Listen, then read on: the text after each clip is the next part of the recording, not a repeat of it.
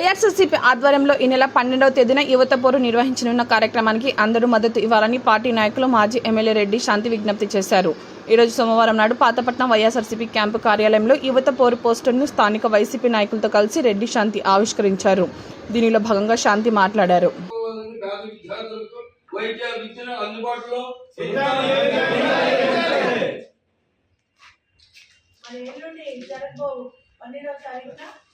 మరి విద్యా దీవెన వసతి దీవెన తాలూకా మరి గత 9 నెలల్లో భయంకరమైనటువంటి పరిపాలన సాగుతుంది. రాక్షస పరిపాలన పేద ప్రజలకు పూర్తిగా నిర్లక్ష్యం చేసే పరిపాలన జరుగుతుంది.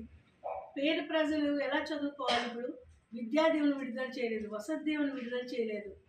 గత ప్రభుత్వంలో జగనన్న గారి హయాంలో 20,000 కోట్ల పైన విద్యా దీవెన కింద వసతి దీవెన కింద ఖర్చు పెట్టిన ప్రభుత్వం జగనన్న ప్రభుత్వం, వైఎస్ఆర్సీపీ ప్రభుత్వం. ఇప్పుడు చూస్తే 9 నెలలైనా ఒక్క రూపాయి కూడా విడుదల చేయలేదు. పిల్లలు స్కూల్కి వెళ్ళాలన్నా, కాలేజీకి వెళ్ళాలన్నా భయం. ఎప్పుడు వాళ్ళని అక్కడి నుంచి డిబార్ చేసిస్తారా, కాలేజీ నుంచి బయట పంపించేస్తారని భయం. భవిష్యత్తు ఏమవుతుందని తల్లిదండ్రులు, పిల్లలు భయపడిపోతున్నారు. ప్రభుత్వం అంటే పేదవాళ్ళని ఆదుకునే విధంగా, ప్రభుత్వం అంటే చదువు అనే వజ్రాయుధం అందించే విధంగా ఉంచాలి. కానీ ఇలాగా చదువుని నిర్లక్ష్యం చేస్తూ పేద పిల్లల తాలూకా భవిష్యత్తు ఆడుకునే ప్రభుత్వం మరి ఈ కూటమి ప్రభుత్వంకి త్వరలోనే మనందరం కలిసి స్వస్తి చెప్పాలి.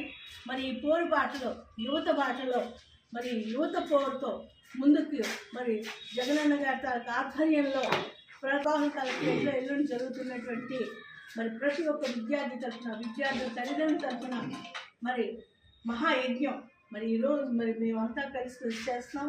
వైఎస్ఆర్సీపీ తాలూకా గళం అంటే ప్రజాగళం, వైఎస్ఆర్సీపీ తాలూకా కర్తవ్యం అంటే ప్రజలకు మరి ఇచ్చిన హామీలు మాట నిలబెట్టుకోవాలి, ఇచ్చిన హామీలు వాగ్దానాలు పూర్తి చేయాలి, సంపూర్ణ ఫీజు రియంబర్స్మెంట్ని మరి వెంటనే అమలు చేయాలి, వసతి దీవెన తాలూకా బకాయిలు చెల్లించాలి.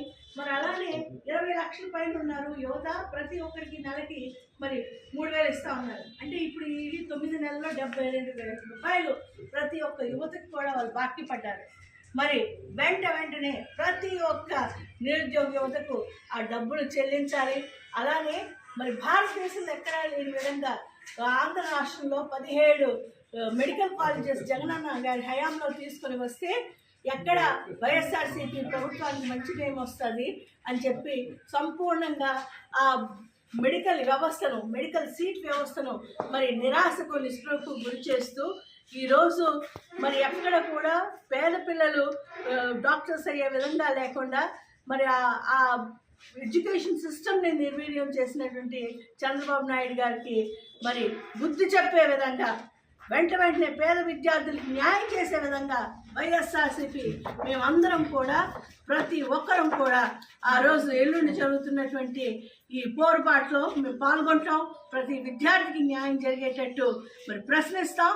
మరి మీరు కూటమి ప్రభుత్వం మీరు ఏ విధమైనటువంటి హామీలు, వాగ్దానాలు ఇవ్వకపోతే వెంటనే మీరు క్షమాపణ చెప్పాలి. వెంటనే మేము ప్రజాపక్షం పరిపాలన చేయలేదు, ఇది మా అసమర్థత అని మీరు తెలియచేసి మీరు వెంటనే రిటర్న్ అయిపోండి మీ గూటికి. వైఎస్ఆర్సీపీ ప్రభుత్వం అంటే ఎల్లప్పుడూ పేద ప్రజల తాలూకా సంక్షేమం, అభివృద్ధి, విద్య, వైద్యం అన్ని రకాల సంక్షేమానికే పెద్దపీట వేసినట్టు వైఎస్ఆర్సీపీ ప్రభుత్వం అంటే ప్రజాగళం. ప్రజల కోసం పోరాడతాం, ప్రజల మంచి కోసమే బ్రతుకుతాం, ప్రజలకు మంచి చేసే వరకు మా ఆఖరి ప్రాణాల వరకు కూడా ప్రజల కోసమే బ్రతుకుతాను తెలియజేస్తూ సెలవు తీసుకుంటున్నాను. జై